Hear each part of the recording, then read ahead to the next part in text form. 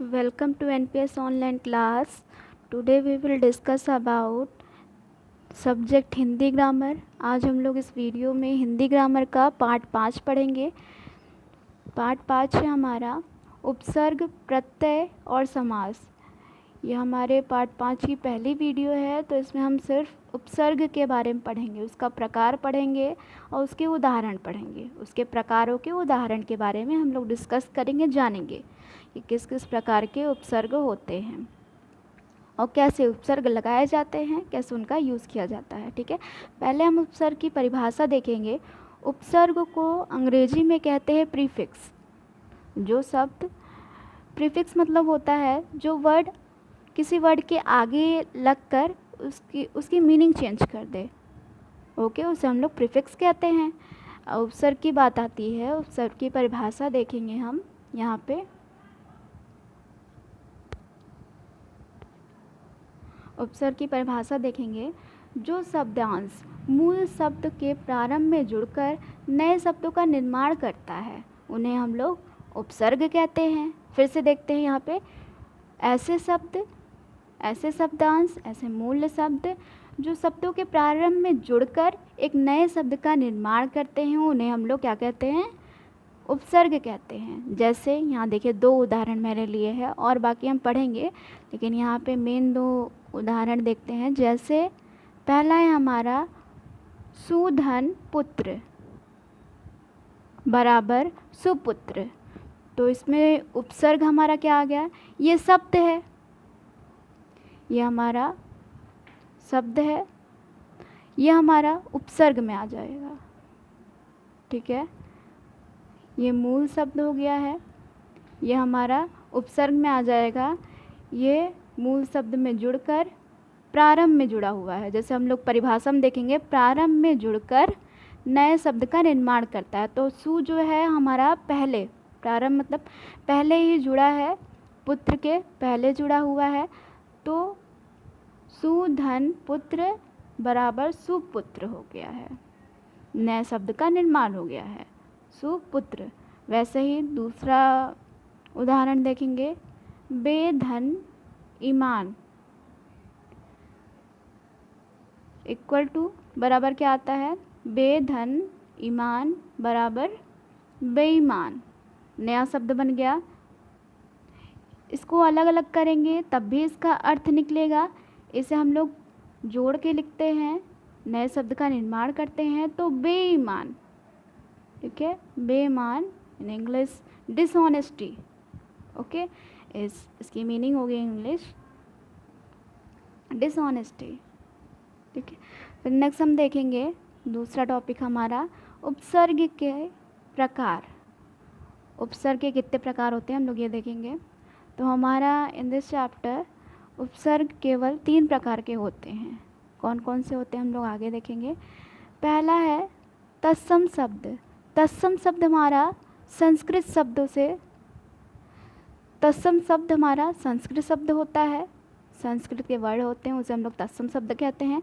तो इसी से इसका पहला उपसर्ग का प्रकार है तत्सम संस्कृत उपसर्ग, तत्सम उपसर्ग। दूसरा उपसर्ग देखेंगे तद्भव। तद्भव क्या होते हैं, हिंदी के जो शब्द होते हैं उसे हम लोग तद्भव कहते हैं, तद्भव शब्द। तो यहाँ पे आ जाएगा तद्भव हिंदी उपसर्ग। अब हमारा नेक्स्ट लास्ट है तीसरा प्रकार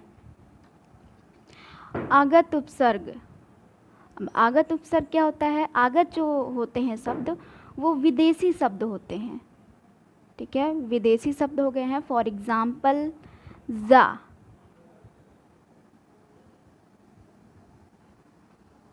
जा जो है हमारा ये विदेशी शब्द है। जा से बोलते हैं ज़रा, ज़्यादा, ज़फ़र। तो ये सब क्या आता है, ये सब अंग्रेज़ी वर्ड हैं। फिर हमारा आता है सब, सब को इन इंग्लिश यहाँ पे लिखेंगे, ये सब रजिस्ट्रार। ये सब हमारे क्या आते हैं, विदेशी वर्ड में आते हैं। ये हमारा उदाहरण था, ये उदाहरण मैंने यहाँ पे लिख भी दिया है, ये हमारा उदाहरण में था। ये कैसे शब्द हैं, आगत शब्द में आते हैं। ये मैंने कुछ एग्जाम्पल लिखे थे, जैसे जा हो गया हमारा, सब हो गया है, और भी इसके एग्जाम्पल हम लोग आगे देखेंगे। ये तो यहाँ पे इसकी डिफिनेशन देख रहे थे कितने प्रकार के होते हैं। तो हमारा हो गया आगत शब्द में आगत व्यंजन, जो कि हमारा तीसरा प्रकार है उपसर्ग का। फिर आगे देखते हैं हम लोग एग्जाम्पल।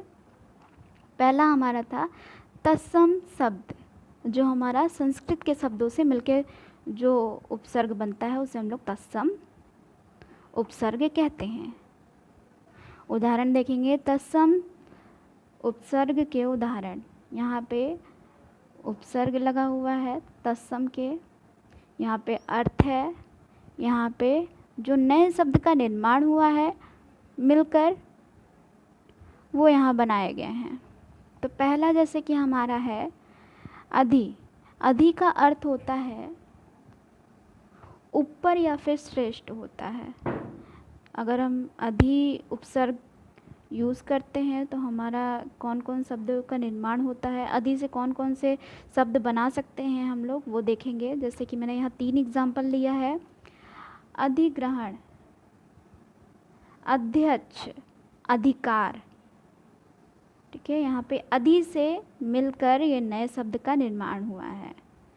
अब हम लोग नेक्स्ट देखेंगे अनु। अनु भी एक उपसर्ग है और कैसा है, संस्कृत शब्दों में आता है। तत्सम मैंने पहले भी आगे बताया था, संस्कृत शब्दों का यूज़ करके हम लोग देखेंगे उपसर्ग। तो ये हमारा अनु जो है संस्कृत शब्दों में आता है, संस्कृत उपसर्ग है। अनु का अर्थ होता है पीछे या फिर समान होता है। इसको हम लोग यूज़ करेंगे तो क्या क्या बन जाएगा हमारा, अनुचर, अनुभव, अनुशासन। देखिए इसे अनुचर, अनुभव, अनुशासन, ये बन जाएगा। फिर नेक्स्ट देखेंगे अप। अप का अर्थ होता है बुरा या फिर हीन। इसमें देखेंगे शब्द कौन कौन से शब्द बने, अपयश, अपमान, अपशब्द। अप का यूज़ किया गया है यहाँ पे। फिर नेक्स्ट देखेंगे आ। आ का अर्थ होता है तक। इसमें देखेंगे कौन कौन शब्दों को निर्माण किए गए हैं, आजीवन, आमरण, आदान,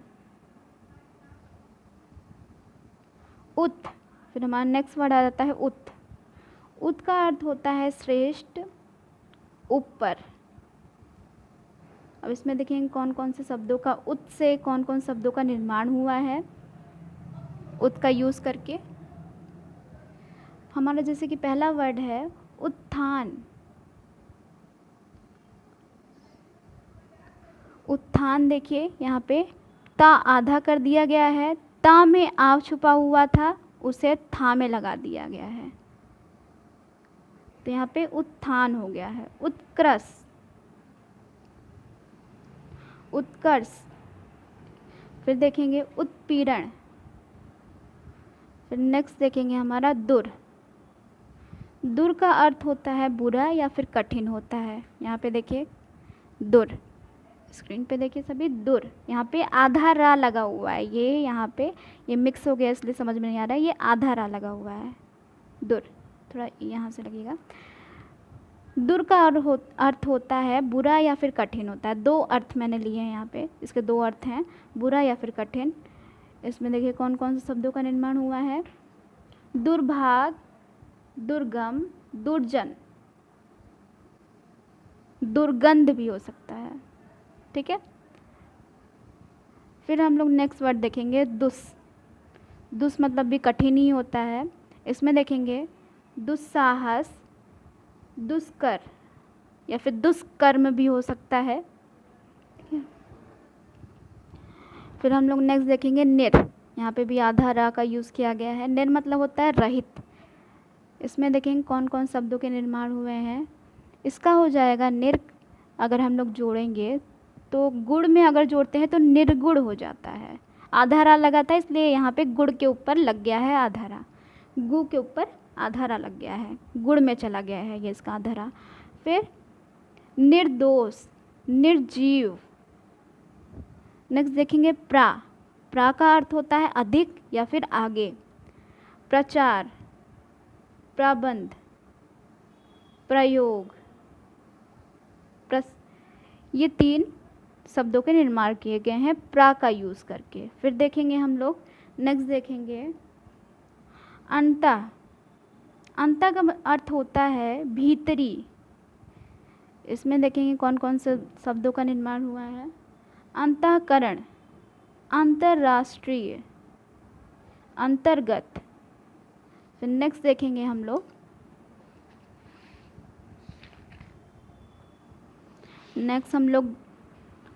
उपसर्ग के जो दूसरा प्रकार था तद्भव, जो हमारा हिंदी के शब्दों से मिलकर बना हुआ था, उसके बारे में देखेंगे हम। तद्भव हिंदी के शब्दों का प्रयोग करके जो शब्द बनते हैं, उपसर्ग की जगह यूज़ किए जाते हैं, उपसर्ग को यूज़ करके नए शब्दों का निर्माण करते हैं, उसे हम लोग क्या कहते हैं, तद्भव उपसर्ग कहते हैं। ठीक है, फिर आगे हम लोग इसके कुछ एग्जाम्पल देखेंगे।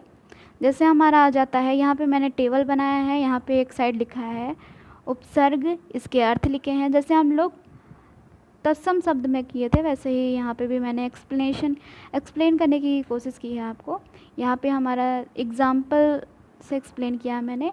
यहाँ पे होगा आपका उपसर्ग हो जाएगा, यहाँ पे इसके अर्थ लिखे हैं इसी उपसर्ग के। ये सारे जितने उपसर्ग हैं ये हिंदी के शब्द के उपसर्ग मिलाकर शब्दों में नए शब्द का निर्माण किया गया है। तो यहाँ पे उपसर्ग मैंने डाला है, यहाँ पे उस उपसर्ग का अर्थ है, फिर जो नए शब्द का निर्माण है किया गया है वो शब्द हैं यहाँ पर उपसर्गों को मिलाकर। पहला हम देखेंगे यहाँ पे उदाहरण आ मतलब होता है अभाव, इसका अर्थ होता है अभाव। अब आ जोड़कर छोटा आ है, आ जोड़कर कौन कौन से शब्दों का निर्माण होता है वो हम देखेंगे।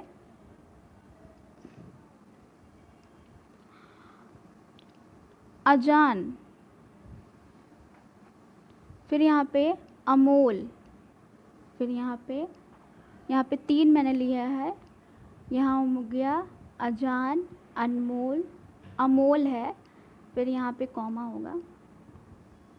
अचेत, ये सभी मैंने देखिए ये कौन सा उपसर्ग लिया है, हिंदी का छोटा आ लिया है, उस उपसर्ग का यूज़ करके जान में यूज़ करके आ धन जान हो जाएगा अजान। नए शब्द का निर्माण होगा अजान, पूरा नए शब्द का निर्माण होगा अजान। तो आ हमारा हो गया है उपसर्ग और यह हमारा मूल शब्द में आ जाएगा जान। तो इस प्रकार से ये नए शब्द का उपसर्ग का यूज़ करके नए शब्द का निर्माण हुआ है। फिर नेक्स्ट हम देखेंगे अन मतलब होता है अभाव, इसका मतलब भी अभाव होता है। निषेध, ठीक है, इससे देखेंगे कौन कौन सा शब्द बन सकता है। अनहोनी, अन का यूज़ करेंगे तो यहाँ पे जो हमारा है, अब इसमें हम लोग को पहचानना है कि कौन सा उपसर्ग है और कौन सा हमारा मूल शब्द है। तो ये अन जो है हमारा, अगर जैसे क्वेश्चन आ जाता है आपके पेपर में कि इसमें आप मूल शब्द को पहचानिए, तो आप मूल शब्द और उपसर्ग को पहचानिए। मूल शब्द में आपको सर्कल लगाना है और उपसर्ग में आपको अंडरलाइन करनी है नीचे, ठीक है। तो आप क्या करोगे, यहाँ पे उपसर्ग क्या है, अन है, तो यहाँ पे आप अंडरलाइन कर दोगे इसके अन के नीचे। ऐसे क्वेश्चन आ जाता है आपके पेपर में, तो यहाँ पे अन पे आप लोग अंडरलाइन कर दोगे।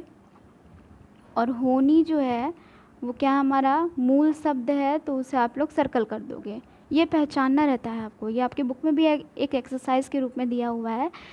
That's a so important thing I explain you.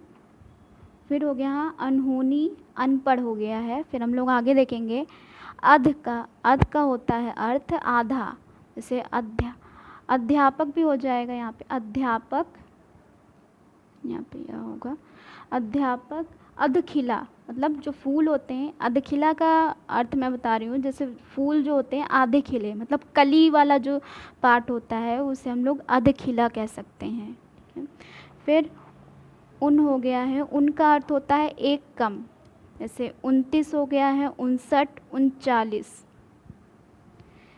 फिर नेक्स्ट देखेंगे कु, कु या फिर का देखेंगे, इन दोनों का अर्थ होता है बुरा।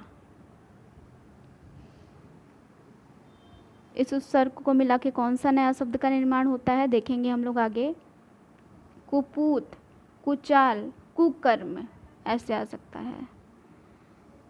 कुपूत हो सकता है, फिर कपूत भी होता है। फिर नेक्स्ट देखेंगे यहाँ पे दू, दू का अर्थ होता है कम या फिर दो।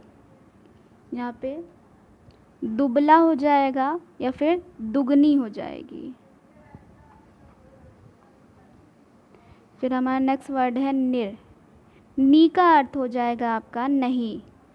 फिर इसमें नी का प्रयोग करके कौन सा हम लोग शब्द का निर्माण करेंगे, नीडर। यहाँ पे नी जो है हमारा वो हमारा उपसर्ग में आ जाता है, और डर जो है जो हमारा वो हमारा मूल शब्द में आ जाएगा, नीडर, निठल्ला।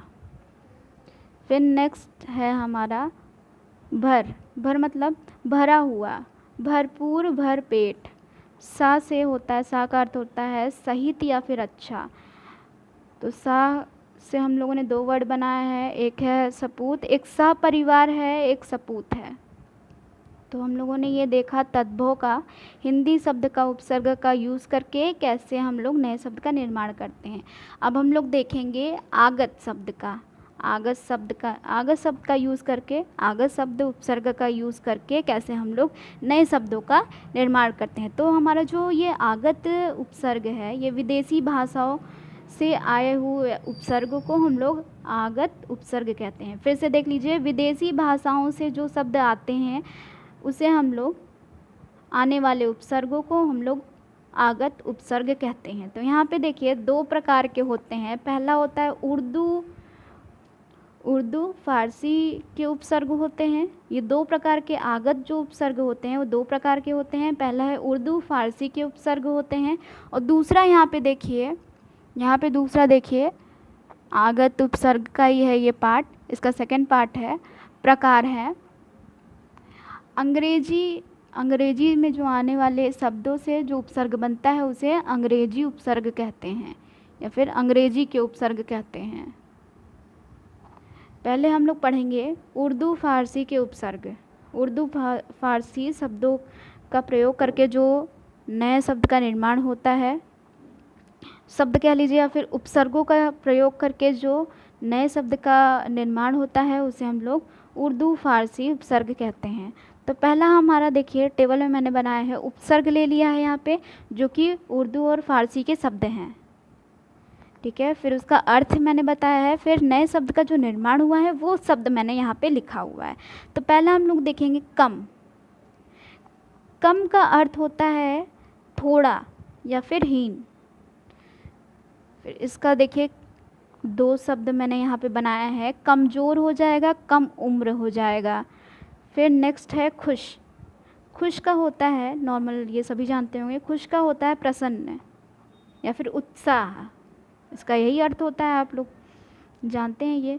तो यहाँ पे हो जाएगा खुश का हो जाएगा, खुश से बनेगा हमारा खुशबू या फिर खुश नसीब। फिर हमारा आ जाता है गैर। गैर मतलब होता है भिन्न। तो गैर से हम लोग का बनेगा गैर हाजिर, गैर मर्द, या फिर और एक और हम लोग बना लेते हैं गैर जिम्मेदार या फिर गैर जिम्मेदारी। ऐसे हम लोग शब्द बनाते हैं गैर से। फिर हमारा नेक्स्ट आ जाता है बद। बद का अर्थ होता है बुरा। तो यहाँ पे आ जाता है इसका शब्द का, इस उपसर्ग का हम लोग यूज़ करके, प्रयोग करके नया शब्द जो बनाते हैं, यहाँ पे दो बना हुआ है, बदनाम हो जाएगा, फिर बदहाल हो जाएगा यहाँ पे। ठीक है, दो ये वर्ड मैंने बनाया है, दो शब्द बनाए हैं। फिर आता है ला। ला मीन्स होता है बिना। तो फिर आता है लाइलाज, लाजवाब, लापता। ये 3 वर्ड ला से बना हुआ है, ला उपसर्ग का यूज़ किया गया है। ये हमारा इलाज जो है वो हमारा मूल शब्द है। फिर हमारा नेक्स्ट ले लेते हैं हम का अर्थ होता है साथ, तो इसमें आ जाएगा शब्द कैसे हम से बनेगा, हम सकल हो जाएगा, हम दर्द हो जाएगा, ठीक है। फिर हमारा आ जाता है हर का अर्थ होता है प्रत्येक, तो हमारा इसमें शब्द बन जाएगा हर उम्र हो जाएगा। यहाँ पे देखिए हर जो है हमारा वो हमारा उपसर्ग है और उम्र जो है हमारा वो हमारा मूल शब्द है, हर तरफ हो जाएगा, इसको साथ में लिख दिया, हर उम्र हो जाएगा। इसे साथ अलग भी लिखते हैं लेकिन यहाँ पे ये साथ में होगा, ठीक है, साथ में भी लिखते हैं और अलग में भी लिखते हैं। यहाँ पे हर उम्र हो जाएगा, यहाँ पे हर तरफ हो जाएगा। फिर ये तो रहा हमारा उर्दू फारसी उपसर्ग था, या फिर उर्दू फारसी के उपसर्ग भी कह सकते हैं आप। फिर हम नेक्स्ट देखेंगे हमारा नेक्स्ट देखेंगे अंग्रेजी के उपसर्ग। इसमें क्या है, इंग्लिश वर्ड का यूज़ किया गया है, हिंदी उपसर्गों में ही इंग्लिश वर्ड का यूज़ किया गया है, इसीलिए हम लोग ये आगत शब्दों का, आगत उपसर्गों का दूसरा प्रकार है। तो इससे पहले देखेंगे सब